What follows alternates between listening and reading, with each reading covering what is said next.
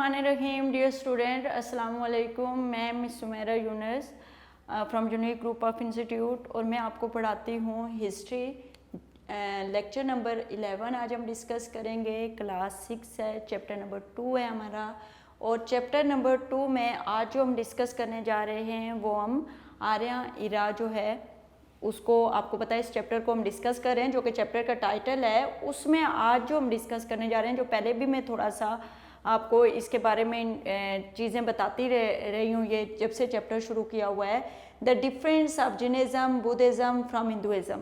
क्योंकि जब मैं गौतम बुद्ध के बारे में पढ़ा रही थी तो डेफिनेटली मैंने वो भी बताना था कि वो कौन से मज़हब को जो है मानता था और उस मज़हब की क्या ख़ास बात थी जिसकी वजह से उसने वो मज़हब जो है बनाया, फाउंडर था। उसके अलावा मैंने महावीर के बारे में बताया, तो डेफिनेटली जब मैं महावीर के बारे में बताऊंगी तो उसके मज़हब के बारे में भी बताऊंगी। तो इसलिए आप जैनिज़्म के बारे में भी जानते हैं, बुद्धिज़्म के बारे में भी आपको आइडिया है और हिंदुइज़्म के बारे में भी आपको आइडिया है। लेकिन चूँकि आपको पता है टॉपिक टू टॉपिक हम लोग चीज़ें करते हैं, तो ये आगे हमारा जो टॉपिक आया है वो डिफरेंस ऑफ जैनिज़्म बुद्धिज़्म और हिंदुइज़्म है। ठीक है, सबसे पहले मैं हिंदुइज़्म के बारे में पढ़ूंगी। मोस्ट एंशिएंट रिलीजन है हिंदुइज़्म। ठीक है, अभी भी आपको पता है, अभी आप बहुत सारे हमारा जो है चूँकि हमारी सब कॉन्टिनेंट में जो है इस हिंदू जो थे, हिंदू कम्युनिटी थी जो थी वो more than three time more than Muslims थी। मुसलमानों से तकरीबन 3 गुना ज़्यादा जो है हिंदू सब कॉन्टिनेंट के अंदर रहते थे। तो हिंदू के साथ रहने की वजह से हिंदुइज़्म के बारे में वैसे ही हम लोग सोशली बहुत ज़्यादा जानते हैं, क्योंकि हमारा सोशल इंटरेक्शन उनके साथ बहुत रहा है हिंदुओं के साथ। तो हमारे जो बुज़ुर्ग हैं, हमारे जो आबाओ अजदाद हैं, ठीक है, वो लोग जो है हिंदुइज़्म के बारे में काफ़ी ज़्यादा चीज़ें, क्योंकि वो सोशल लाइफ उनकी काफ़ी साथ रही है, तो इसलिए वो लोग जानते हैं। हिंदुइज़्म के बारे में जानने से जो इसका सबसे कुछ फीचर्स के बारे में बात करना चाहूँगी। सबसे पहले जो सबसे बड़ा जो हिंदुइज़्म का है कि हिंदुइज़्म मज़हब की जो बेस है वो एक जिस चीज़ पर है वो कास्ट एंड क्रीड सिस्टम। हर बंदे का अपना मज़हब है। हम लोग इसलिए इधर नहीं कहेंगे कि फ़लाँ मज़हब गलत है, फ़लाँ ठीक है, फ़लाँ ये वो है। जो जिसका मज़हब है वो उसका मज़हब है, हमारा उससे कोई प्रॉब्लम नहीं है। हम अल्लाह का शुक्र, अल्हम्दुलिल्लाह अल्लाह का शुक्र अदा करते हैं कि मुसलमान हैं और हमारा जो मज़हब है वो इस्लाम है। बाकी किसी का क्या मज़हब है, वैसे भी अल्लाह ताला ने हमें इजाज़त नहीं दी कि हम किसी के मज़हब को जो है वो डायरेक्टली पॉइंट आउट करके बुरा भला कहें, क्योंकि जब हम किसी के मज़हब को बुरा भला कहेंगे तो डेफिनेटली फिर हमारे मज़हब पे भी बात आती है। तो फिर इस वजह से हम लोग जो है मज़हब, किसी भी मज़हब को पढ़ेंगे तो रिस्पेक्टफुल वे में ही पढ़ेंगे। ठीक है, तो हम इसका पढ़ने लगे, हिंदुइज़्म के बारे में पढ़ने लगे हैं। तो हिंदुइज़्म मज़हब जो था उसकी जो बेस ही है वो किस सिस्टम पर है, कास्ट एंड क्रीड सिस्टम पे। कास्ट एंड क्रीड सिस्टम बेटा क्या है, ज़ात पात का निज़ाम, कि जो इसकी बुनियाद ही है, जो इसकी बेस ही है वो किस चीज़ पर है, वो कास्ट एंड क्रीड सिस्टम पर है। ठीक है, कि ज़ात पात के, कि हिंदुइज़्म के 4 मेन कास्ट हैं। ठीक है, जिसमें मैंने आपको बताया था ब्राह्मण है, क्षत्रिय है, विशेष है और शूद्र है। और जो उनकी 4th क्लास है जो कि शूद्र है, उसके साथ तो बहुत ही गैर इंसानी सलूक किया जाता था। ठीक है, उसके साथ बहुत जुल्म और सितम, उसको स्लेव समझा जाता था, क्योंकि जो उनकी शूद्र कास्ट है वो बेसिकली आपको पता है कि मैंने इधर एक और बात लिखी हुई है कि हिंदुइज़्म यहाँ पे Hinduism one can not be converted Hindu by force. ठीक है, अब हिंदुइज़्म एक ऐसा मज़हब है, जैसे इस्लाम में आप कोई भी बंदा इस्लाम कबूल करना चाहे और वो इस्लाम में आना चाहे तो इस्लाम उसको इजाज़त देता है कि वो इस्लाम कबूल करे और उसको वही इज़्ज़त दी जाती है जो इस्लाम में हर एक बंदे, जो हर मुसलमान की है। अब ऐसा नहीं है कि कोई क्रिश्चियन मुसलमान हो जाता है तो हम उसको उसकी जो क्लास है उसको हम लोएस्ट उसमें ही रखते हैं कि नहीं ये क्रिश्चियन था पहले अब मुसलमान हुआ है, बल्कि वो ज़्यादा, इस्लाम उसको ज़्यादा इज़्ज़त देता है। इस्लाम कैसे इज़्ज़त देता है कि जब वो मुसलमान आता है तो इस्लाम के नज़दीक वो एक मासूम बच्चे की तरह होता है। ठीक है, जो भी कोई नॉन मुस्लिम मुसलमान होता है तो इस्लाम तो हमारा खुदा तो इतना रहीम है, इतना रहमान है, वो क्या करता है कि वो उस बंदे को क्या कर लेता है, इस तरह से एक साहब वो कहता है कि जब बंदा मुसलमान होता है, इस्लाम कबूल करता है, तो वो एक छोटे से बच्चे की तरह होता है जो बिल्कुल साफ़ सुथरा, बिल्कुल गुनाहों से पाक साफ, और अब उसकी जो एक नए सिरे से बड़ी लाइफ स्टार्ट होती है, दुनियावी लाइफ। उसके बाद उसकी फिर जो अच्छाई बुराई होती है वो कंसीडर होती है, ठीक है। तो एक नॉन मुस्लिम का मुसलमान होना ही उसका जो है जन्नत में जाने की बशारत उसको मिल जाती है।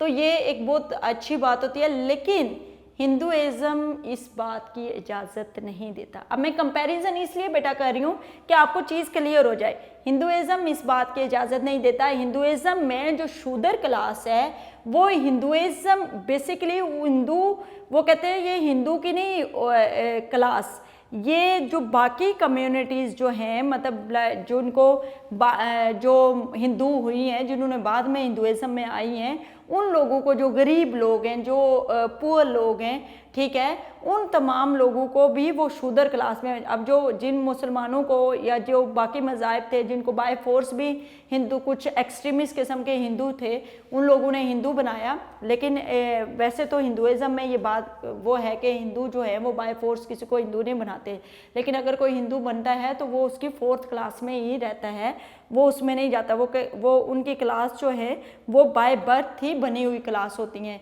जी। तो इनका सबसे पहले तो ये है कि इनका कास्ट एंड क्रीड सिस्टम।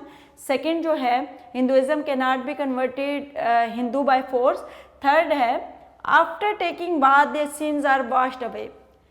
मैं नहीं कहती, क्योंकि यहाँ पे मैंने क्लियर सेंटेंस नहीं लिखा हुआ। वो हिंदुइज़्म के मानने वाले लोगों का ये मानना है, वो जो हिंदुइज़्म के पे बिलीव करते हैं, जो जो जो हिंदू लोग हैं, उनका ये मानना होता है कि अगर उन्होंने कोई गुनाह कर दिया तो वो बार बार ना आएंगे, या कोई एक स्पेसिफिक उनकी जगह होती हैं जो वहाँ पे उनकी हैं, जिसमें जो है गंगाज एंड जमुना जो रिवर्स हैं, उनमें कुछ स्पेसिफिक कुछ जगह ऐसी हैं जिनको वो बहुत ज़्यादा रिस्पेक्टफुल प्लेसेस समझते हैं, और कहते हैं कि अगर कोई गुनाह कर लेता है तो उसमें जाके वो अगर नहाता है, बात करता है, तो क्या होता है कि वो बिल्कुल गुनाहों से पाक साफ हो जाता है, ठीक है, मतलब वो पाक साफ हो जाता है। तो उसको पाक साफ, एक लेटेस्ट एक मूवी भी आई हुई थी जिसमें इस तरह से दिखा रहे थे कि किस तरह से एक कोई थी, हीरोइन थी या हीरो था, जिसने गुनाह किया था, तो उसको बार बार निला रहे थे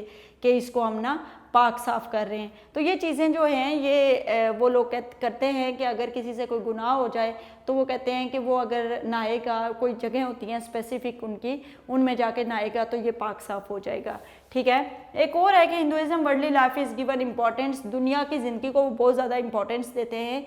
हिंदुइज़्म के मानने वाले लोग हिंदुइज़्म पे जो बिलीव करते हैं, हिंदू जो कम्युनिटी है, वो ये कहती है कि इंसान 7 दफ़ा मरता है और 7 दफ़ा ज़िंदा होता है। तो उसकी ज़िंदगी जो है इसी सर्कल जो है, पूरा का पूरा जो सर्कल है, इसी में जो है वो चलती रहती है कि वो 7 दफ़ा मरता है, 7 दफ़ा ज़िंदा होता है, और अगर वो अच्छा इंसान होगा, नेक काम करेगा, अच्छे काम करेगा, तो वो एक अच्छे इंसान की सूरत में पैदा होगा, ठीक है, और अगर वो बुरे काम करेगा तो वो एक बुरे इंसान की सूरत में जो है, बुरे इंसान की सूरत में या किसी जानवर की सूरत में जो है वो पैदा होगा। तो ये था हिंदुइज़्म। अब हिंदुइज़्म की एक चीज़ से सख्त तंग आए। कौन तंग आया? गौतम बुद्ध, ठीक है। जो आपके बुक पे स्पेलिंग है मैं वही इधर लिखूंगी, ठीक है। कौन तंग आया? गौतम बुद्ध जो है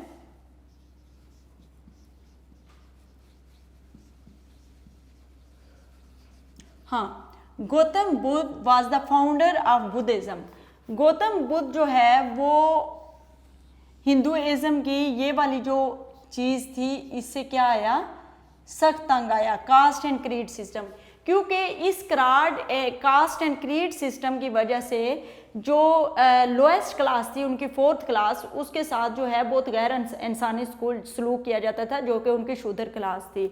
लेकिन गौतम बुद्ध जो है वो हाई क्लास से बिलोंग करता था, हिंदुइज्म की हाई क्लास से बिलोंग करता था।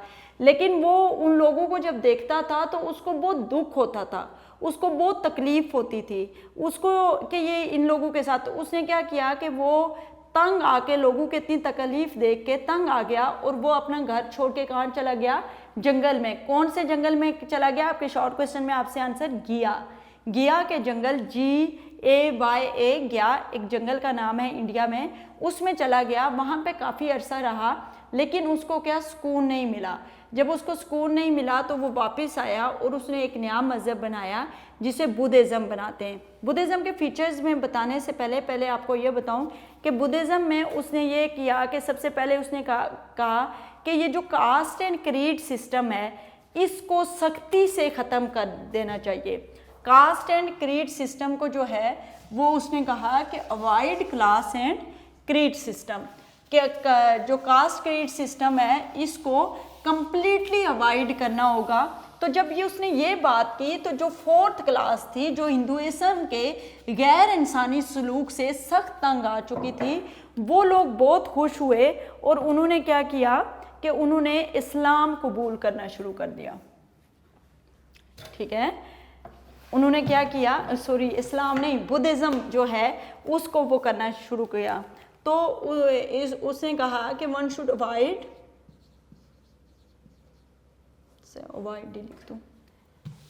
Cast and creed system.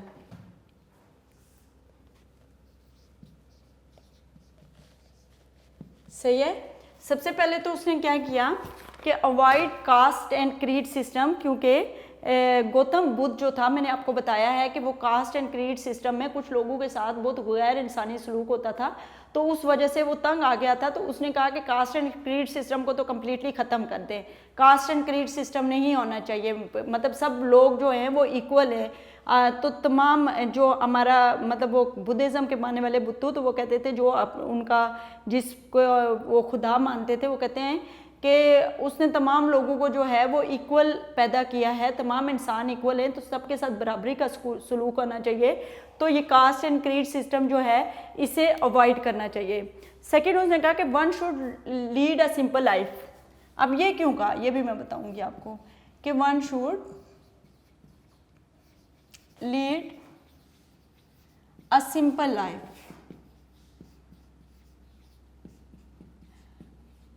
जो ब्राह्मण तबका था, जो उनका वो जो है बड़ी अयाश किस्म की जो है उनकी लाइफ होती थी, बड़े कीमती घर होते थे, उनकी जो औरतें थी वो बहुत जो है कीमती जेवरात पहनती थी, ये वो। तो इसमें जो लोएस्ट क्लास थी, उन लोगों के पास तो खाने के लिए भी कुछ नहीं होता था। तो उसने कहा कि सब जो लोग हैं उनको चाहिए कि वो बिल्कुल सादा ज़िंदगी गुजारें।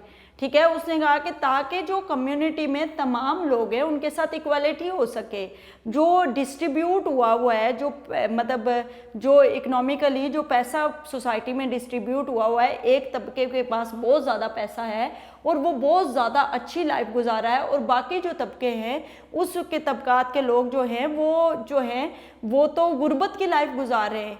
तो ऐसा करना चाहिए कि तमाम जो सोसाइटी में लोग हैं उनको सिंपल लाइफ गुजारनी चाहिए, ताकि तमाम लोगों को वो जो है वो खाने पीने के लिए चीज़ें मिल सकें। सेकेंड उसने कहा कि one should avoid wine, gambling and telling lie. One should avoid wine, उसने कहा अवॉइड वाइन, गैम्बलिंग। गैम्बलिंग क्या होता है? जो बदयांती, जो आप नाप तोल में होता है हेरा फेरी करना, कि सही तरह से आप लोग जो लोग नाप तोल नहीं करते, और टेलिंग लाई। अब बुद्धिज़्म को हम पढ़ रहे हैं तो बुद्धिज़्म में काफ़ी चीज़ें जो है बिलीफ सिस्टम के अलावा जो फीचर्स है वो काफ़ी इस्लाम भी कहता है सिंपल जो है सादा ज़िंदगी गुजारो। बुद्धिज़्म जो है अच्छा, बुद्धिज्म के बारे में एक और बात मैं आपको बताती जाऊँ, जो गौतम बुद्ध था उसके बारे में कहा जाता है, और बुद्धिज्म के लोगों मान के वो इस्लाम से बहुत ज़्यादा इंस्पायर थे, वो इस्लाम से जो है वो बहुत ज़्यादा मुतासिर थे।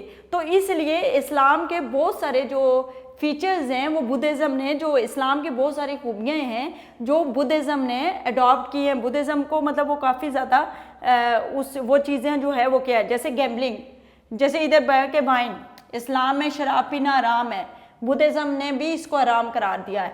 गैम्बलिंग जो है इस्लाम में आपको पता है, इस पे किसी किस्म की जो है इस्लाम में कंप्रोमाइज़ नहीं है। गैम्बलिंग जो बददियानती करता है, जो किसी के साथ नाइंसाफ़ी, मतलब ज़ाहिर है नाप तोल में आप कमी पेशी करोगे तो आप दूसरे का हक मारोगे।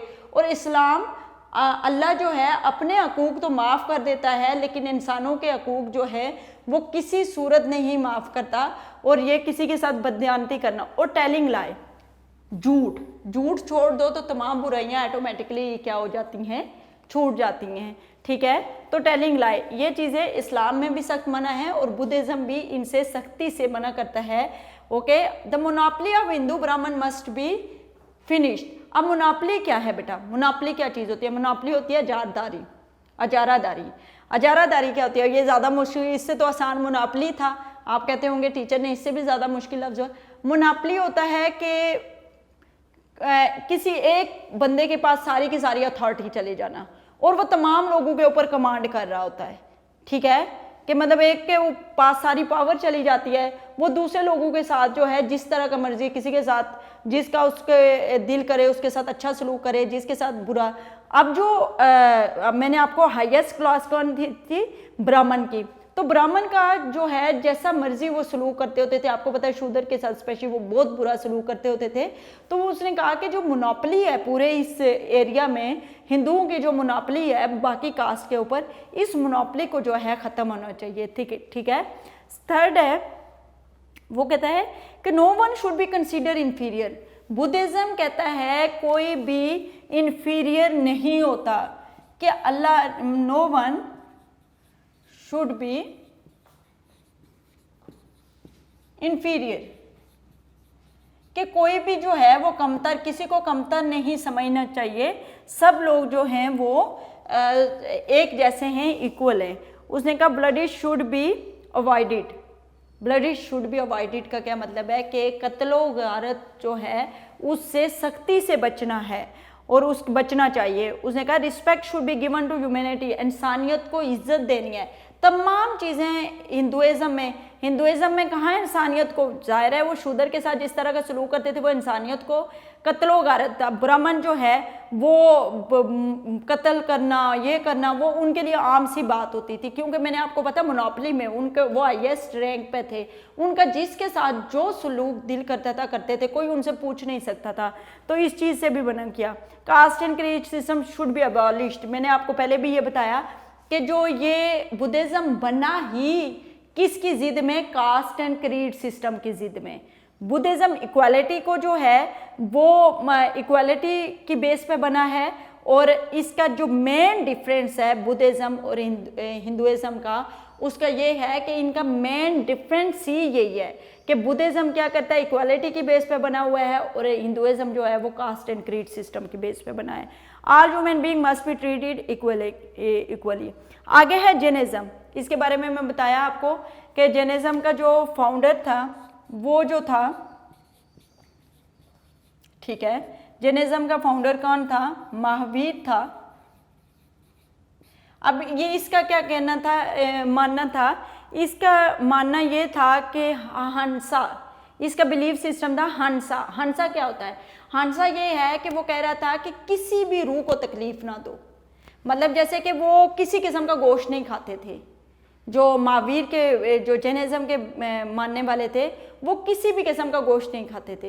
वो क्यों नहीं किसी की जानवर का गोश्त खाते थे? वो उनका ख्याल था कि जो जैनिज़्म के मानने के अलावा वो कहता था कि वो उनका ये मानना था कि मतलब ये हर्ट किया जाता है, जो ये जानदार हैं इनको तकलीफ़ देने का हमारा कोई हक नहीं है, हमें इन्हें तकलीफ़ नहीं देनी चाहिए। लेकिन आपको पता है वो कहते थे कि जो ये गोश्त खाते हैं वो इसको सही नहीं समझते, जैनिज्म के मानने वाले इसको सही नहीं समझते थे, तो ये लोग इसका नहीं खाते थे। वो कहते किसी भी, इसका बिलीफ बेसिकली इसका ये मानना था कि किसी भी चीज़ को जो है वो तकलीफ़ नहीं देनी चाहिए। ठीक है, तो ये था आपका टॉपिक जिसमें the difference of Jainism and Buddhism from Hinduism, कि हिंदुइज़्म से जैनिज्म और बुद्धिज़्म क्यों है, और जैनिज्म के भी लोग जो हैं वो कास्ट एंड क्रीड सिस्टम के सख्त नापसंद थे। मैं तो ये कह रही हूँ कि वो किसी जानवर के ज़बह करने को पसंद नहीं करते थे, किसी इंसान के साथ बुरा सलूक करने वाले जैनिज्म वाले कहाँ इसको पसंद करते थे। तो डेफिनेटली उनका तो ये था कि किसी भी रूह को जो है तकलीफ़ ना दो, तमाम लोगों को खुश रखो, ये उनका मानना था कि सब हंसी खुशी एक दूसरे के साथ रहे। अच्छा, इसके बाद जो हम आज टॉपिक डिस्कस करने जा रहे हैं, मोस्ट इंटरेस्टिंग टॉपिक, वो हम पढ़ने जा रहे हैं Alexander the great, invasion of Alexander the great in सब कॉन्टिनेंट। ठीक है, रिलीजन के बारे में हमने पहले पढ़ा था, इन तीनों रिलीजन के बारे में, इसलिए इसको दोबारा से मैंने करवा दिया है क्योंकि ये आपके लॉन्ग क्वेश्चन का इंपॉर्टेंट क्वेश्चन है, अक्सर आपके पेपर में आ भी जाता है। तो मैंने ये कहा कि आपके टॉपिक में आ रहा है, मैं दोबारा से डिटेल में करवा दूं ताकि आप लोग को इसमें किसी किस्म की प्रॉब्लम ना हो। आज जो हम अभी जो हम डिस्कस करने लगे हैं वो invasion of Alexander the great. ठीक है, अलेक्जेंडर द ग्रेट का सब कॉन्टिनेंट को फतह करना। ठीक है, ये चीज़ हम आज करने लगे हैं इस लेक्चर में। जो हमारा सेकंड पार्ट है वो ये है। अब सबसे पहले तो ये बताना है कि अलेक्जेंडर पैदा कहाँ हुआ और कब हुआ। तो अलेक्जेंडर द ग्रेट जो पैदा हुआ वो ग्रीस में पैदा हुआ। ठीक है, और कब पैदा हुआ, वो 356 BC, 356 BC में। बड़ा इंटरेस्टिंग इसका है, इसने दुनिया को फतह किया है और इसने बहुत ज़्यादा इसको मालो दौलत, दुनिया को फतह करना एक इसको बहुत ज़्यादा शौक़ था, दूसरा इसको अपनी दौलत बहुत ज़्यादा बढ़ाने का इसको शौक़ था, जो कि इसने इस अपने ख्वाब को जो है पूरा किया, पूरी दुनिया फतह की। उसके अलावा इसने बहुत माल और दौलत जो है वो इकट्ठा किया। तो ये बहुत पॉपुलर पर्सनैलिटी है all over the world. Alexander was born in Greece in 356 BC. He left for India to capture its wealth as well as to conquer the India.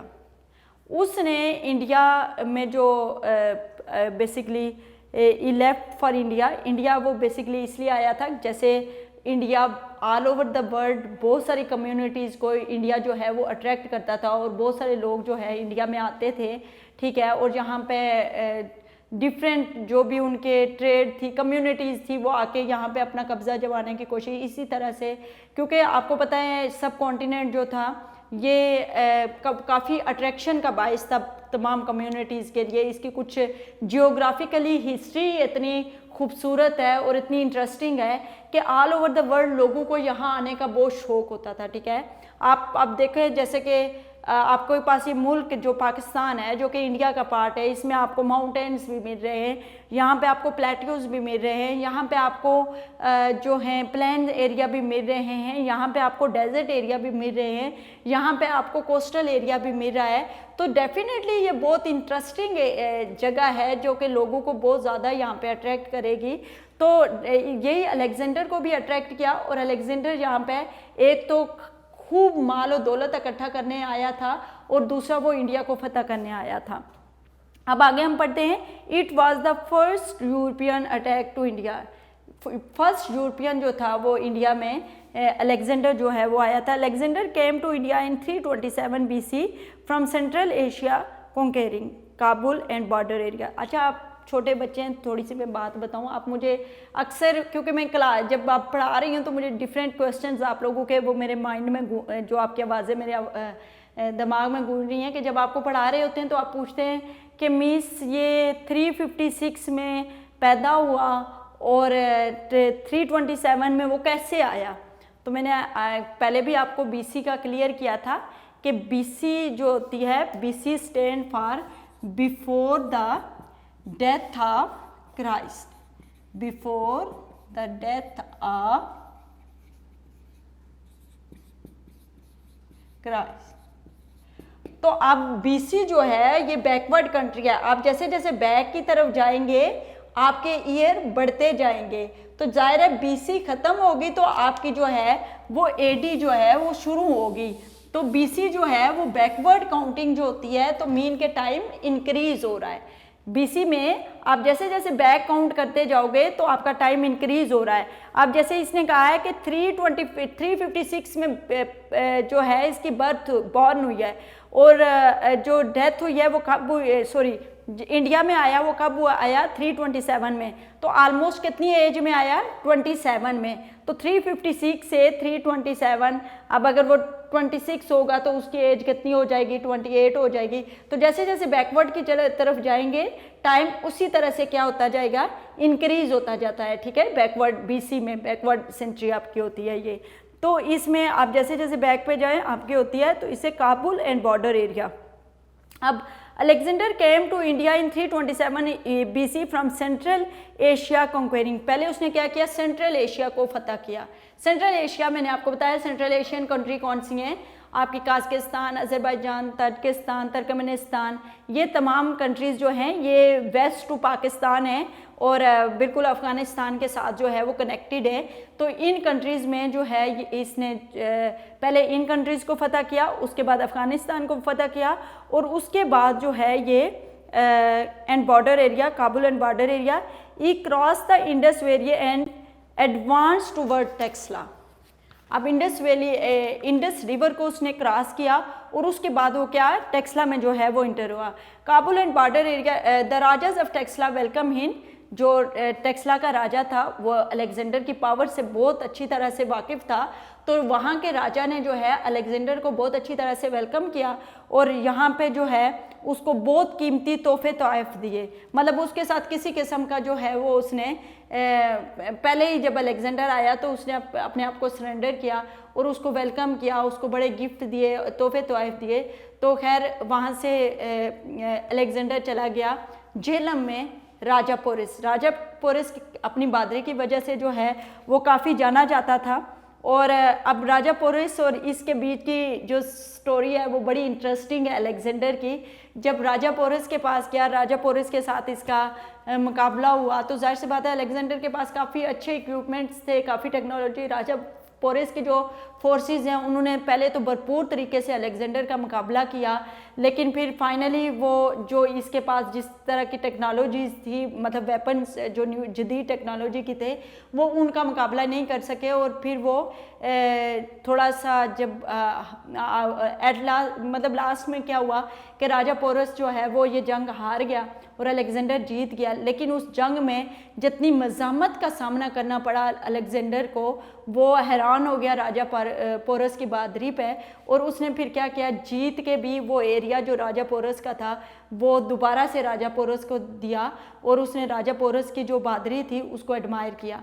और राजा पोरस को उसने इसीलिए दिया कि वो उसको बहुत ब्रेव, उसने कहा कि बहुत बहादुरी से और बहुत इसने मुझे जो है चैलेंज दिया और बहुत मेरे आगे से मुझे बहुत रेजिस्टेंस का सामना करना पड़ा।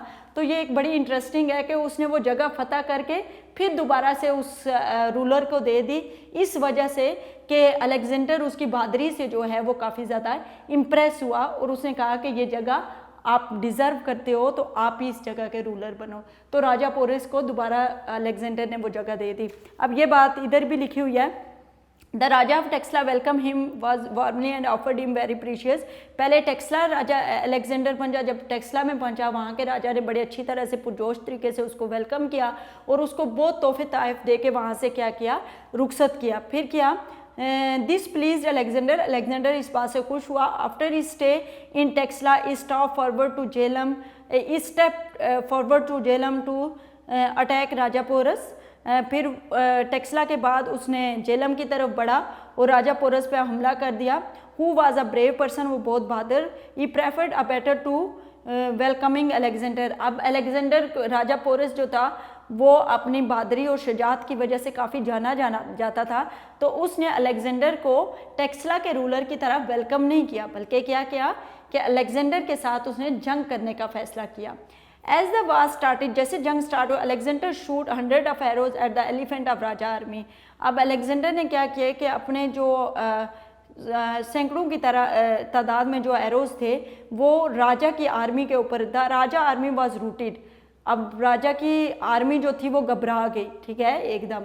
राजा फॉर्ड ब्रेवरी, राजा बड़ी बहादुरी के साथ आगे होके लड़ता रहा, बट इन द एंड, अब लेकिन आखिर में वो ये जंग हार गया। Alexander had won the battle but the bravery of Porus impressed him a lot. अब अलेक्जेंडर ने ये जंग तो जीत ली, लेकिन पोरस की जो बहादुरी है उसने बड़ा उसको इम्प्रेस किया। He return him his empire. Alexander lost his life while he was going back to Greece. Alexander brought with him many learned scholars who wrote about India. अच्छा, अलेक्जेंडर ने यहाँ से बहुत ज़्यादा जो अच्छे स्कॉलर थे वो अपने साथ जो है वहाँ ग्रीस ले गया, जो कि इंडिया के बारे में वो कहते हैं। सी रूट आल्सो, जो समुद्री सफ़र है, जो इसमें मेन बात है, जो आपका समुद्र का सफ़र है जिससे आप आज हर मुल्क में, दुनिया के हर जगह पे जो है ट्रेड कर रहे हैं, वो बेसिकली डिस्कवर करने वाला बंदा ही अलेक्जेंडर था, क्योंकि अलेक्जेंडर सी रूट के ज़रिए ही जाके दूसरे ममालिक में क्या करता होता था, अटैक करता था। तो ये थी राजा पोरस और अलेक्जेंडर के बारे में, और जो भी अलेक्जेंडर की लाइफ हिस्ट्री है उसके बारे में, जो कि सब कॉन्टिनेंट के साथ कनेक्टेड थी। ये बड़ी इंटरेस्टिंग सी स्टोरी थी जो मैंने आपके साथ शेयर की। ये था आज का हमारा लेक्चर। इससे रिलेटेड जो डायरी वर्क है वो मैं अभी आप लोगों को लिखवा देती हूँ। जो डायरी वर्क है हमारा, वो बेटा हमारा है, इसमें लॉन्ग क्वेश्चन रिलेट कर रहा होगा, लॉन्ग क्वेश्चन बल्कि 2 रिलेट कर रहे हैं। एक आपका लॉन्ग क्वेश्चन नंबर 3 और लॉन्ग क्वेश्चन नंबर 4, बल्कि लॉन्ग क्वेश्चन नंबर 2 भी है, बट आप 3 और 4 बेटा इसको right plus learn on your rough notebook, right plus learn on your rough notebook. अच्छा, एक और बात बेटा, अपने पेपर्स की भरपूर तरीके से तैयारी करें। आपको पता है जैसे ही आपके स्कूल ओपन होंगे, साथ ही ये जितनी भी क्लासेस होंगी, आपका जो भी टर्म पेपर होंगे वो स्टार्ट हो जाएंगे। किसी किस्म की प्रिपरेशन का आपको टाइम नहीं मिलेगा।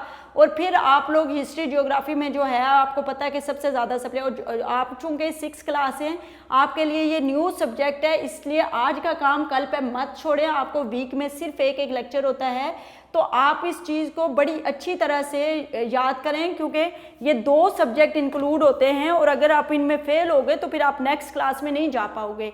इसलिए इनकी बहुत अच्छे से प्रिपरेशन करें। ओके, आई होप आप लोगों को मेरी बात समझ आएगी, आ गई होगी, और आप इसको फॉलो करोगे। नेक्स्ट लेक्चर तक के लिए मुझे इजाज़त दे दें। स्टे होम, स्टे सेफ, अल्लाह हाफिज़।